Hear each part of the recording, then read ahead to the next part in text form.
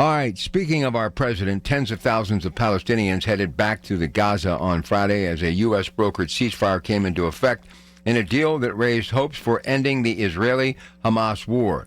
All remaining hostages were set to be released within days, and let's hope that it happens.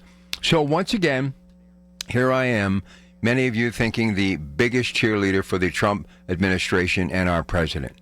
I am a person that is cheering for what is right, what is truly needed to be done.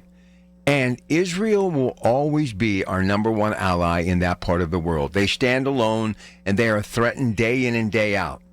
And they are now believing in a man, our president, so much so that they have decided to put down their weapons, turn away, and hopefully to never fight another day. Look, there have been horrible stories on both sides of this story. But remember, it was Israel who was invaded.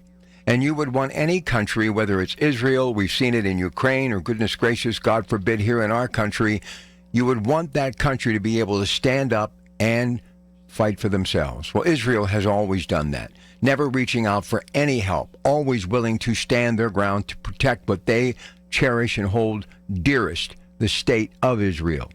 But I want to congratulate Prime Minister Benjamin Netanyahu and everybody on either side of this table for getting this thing done.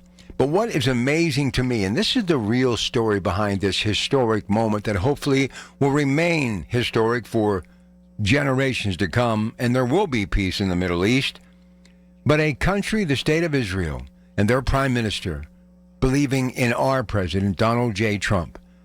Yes, our president, when so many people in this country still are so divided in the political aisle. Whether they be Democrats or Republicans, there are people that are all in the thought process of changing the landscape in America because of President Trump, and there are others who continue to push back, believing that he is not the right person for the job.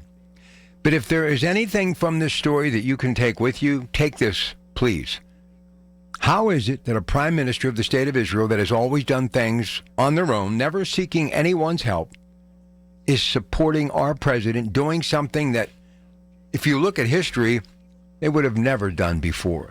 They are literally basically sitting down at the table talking to a group that has done nothing but commit violence forever. How is it? Well, it's simply put, it's because of the president, Donald J. Trump. And even Hamas, and I believe those airstrikes had a lot to do with it, realizes that this guy will not be bullied. So it would be much better to broker a peace deal than to face him any day of the week. This is history in the making.